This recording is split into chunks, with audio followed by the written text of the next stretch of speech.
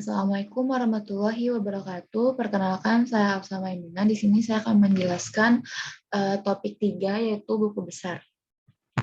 Di sini ada pertama definisi dari buku besar. Buku besar adalah kumpulan akun-akun yang digunakan untuk meringkas transaksi yang telah dicatat dalam jurnal. Buku besar juga diartikan sebagai catatan akhir dalam akuntansi Book of Final Entry yang menampung ringkasan data yang sudah dikelompokkan atau diklasifikasikan yang berasal dari jurnal. Buku besar dapat digunakan sebagai alat untuk menggolongkan data keuangan mulai dari jumlah yang besar hingga terkecil. Data yang ada dalam buku besar akan dijadikan sebagai bahan informasi untuk menyusun laporan keuangan.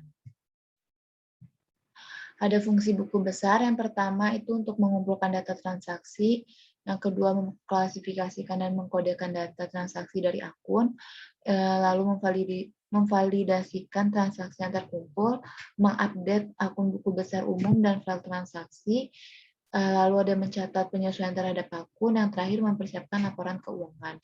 Tujuan dari buku besar yang pertama itu untuk mencatat semua transaksi akun secara akurat dan benar. Yang kedua, memposting transaksi ke akun yang tepat. Yang ketiga, menjaga keseimbangan debit kredit pada akun. Yang keempat, mengakomodasi entry jurnal penyesuaian yang dibutuhkan. Lalu yang kelima, itu menghasilkan laporan keuangan yang dapat dipercaya dan tepat waktu untuk setiap periode akuntansi. Baru di sini ada tampilan buku besar dalam format pivot table dan juga ada tampilan dalam format advanced filter. Nah, sekarang kita mau praktek aja cara buat buku besar dalam format pivot table dan format advanced filter. Ini kita langsung buka Excel. Nah, di sini saya udah buat contoh beberapa contoh buku besar pivot. Nah, sekarang kita mau buat contoh dari awalnya. Yang pertama itu yang kita perluin, kita harus ada nama PT-nya, baru tuh tanggalnya juga jangan lupa dibuat. Nah, kalau udah, kita langsung aja buat pivot table. Caranya itu, kita ke insert, baru ke pivot table.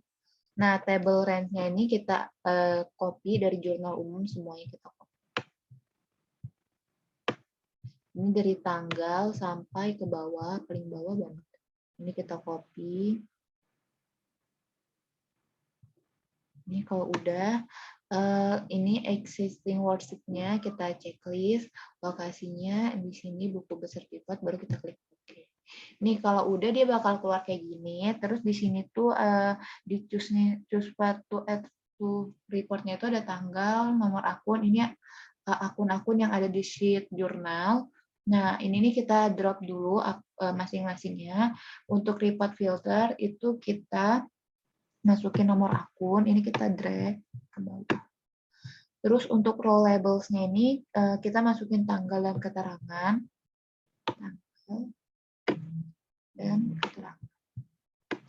Lalu untuk value-nya ini kita masukin debit kredit.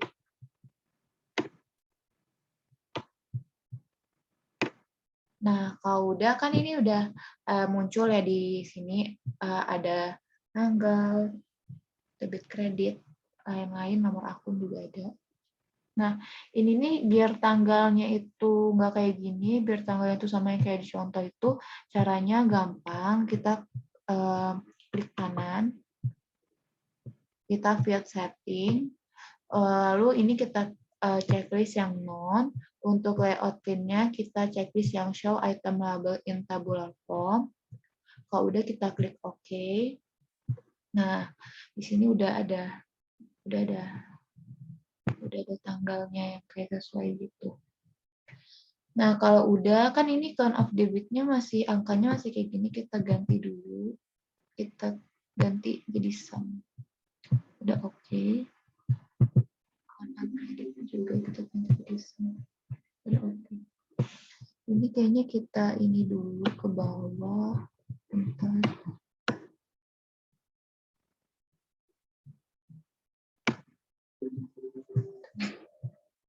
Pindah dulu bisa.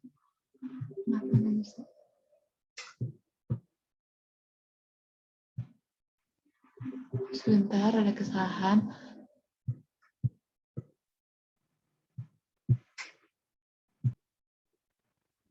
Ini udah kita iniin. Nah, terus untuk nomor akunnya, ini kita pakai rumus data validasi, terus di bawah nomor akunnya ini kita tulis nama akun.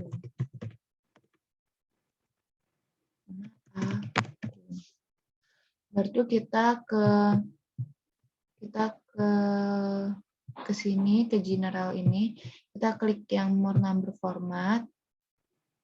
Kalau udah yang custom, baru kita klik yang ini, biar tanda serunya tuh di ujungnya, tanda seru. Tanda titik duanya di ujung, di pojok. Baru ini kita copy aja. Di sini kita tulis untuk pos saldo. Ini langsung aja kita klik pos saldo. Udah. Klik lagi bawahnya, kita kliknya saldo awal.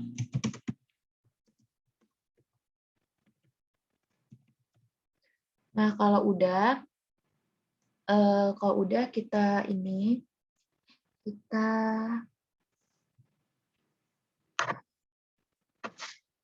kalau udah itu kita iniin dulu, ini kita ganti dulu jadi accounting, yang accounting. Terus kan karena masih dolar, kita ganti ke rupiah dulu. Caranya itu kayak ini, ikutin. Rupiah ya, ini rupiah. Kalau udah klik OK. Nah, untuk nama akun kita pakai rumus lookup sama dengan lookup. Terus untuk lookup value-nya ini kita pakai nomor akun yang B6. Table array-nya kita pakai daftar akun. Baru untuk kolom indeksnya kita isi 2. Kenapa kita isi 2? Karena di jurnal umum nama akun itu ada di kolom bagian 2.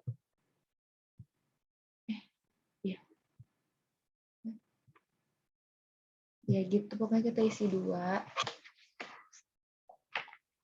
Karena di akun bukan di jurnal. Di akun itu nih, dia ada di pos kolom nomor 2.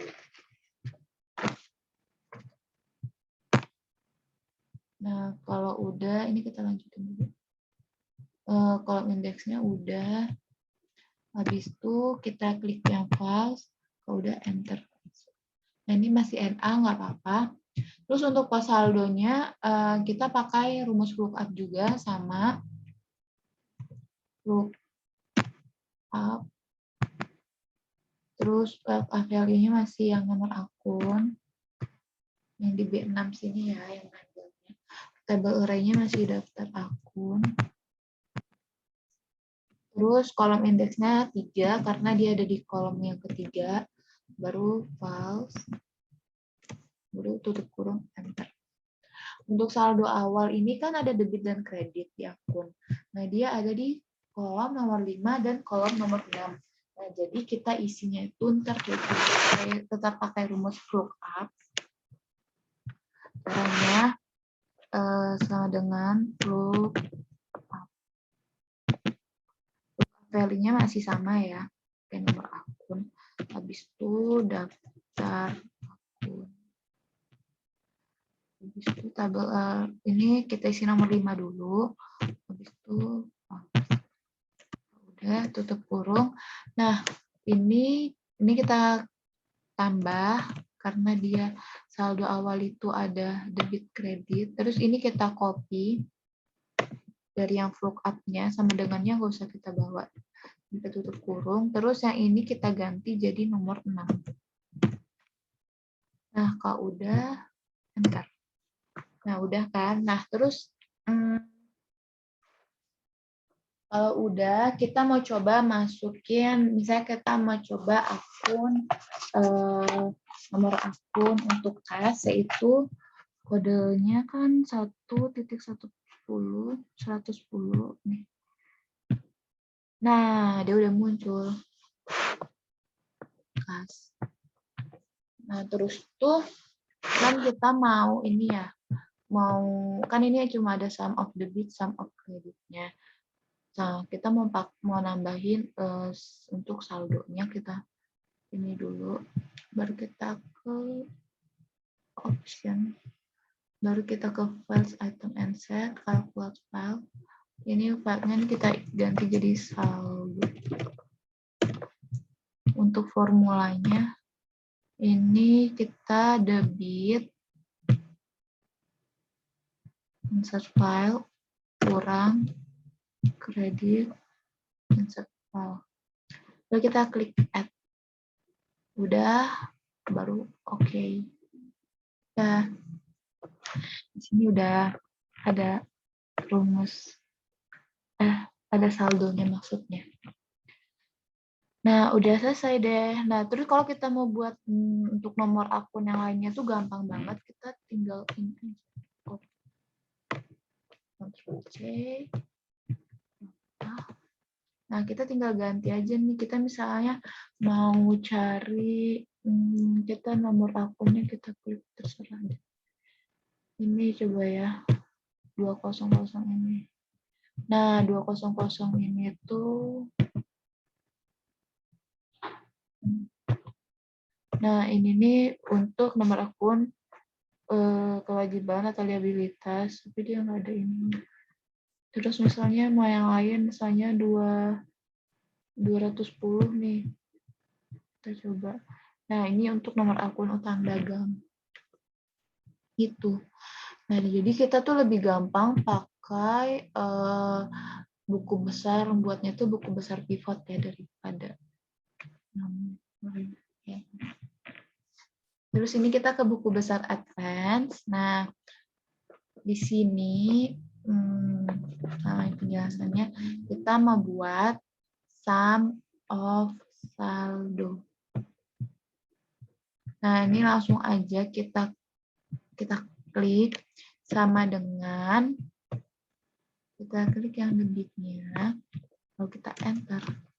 Baru untuk yang di bawahnya ini tuh kita klik sini, satu saldo ditambah yang kosong ini dikurang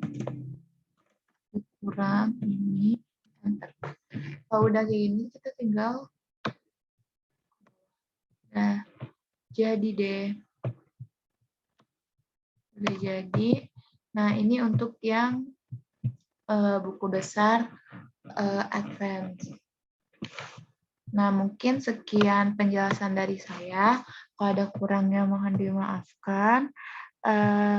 Assalamualaikum warahmatullahi wabarakatuh.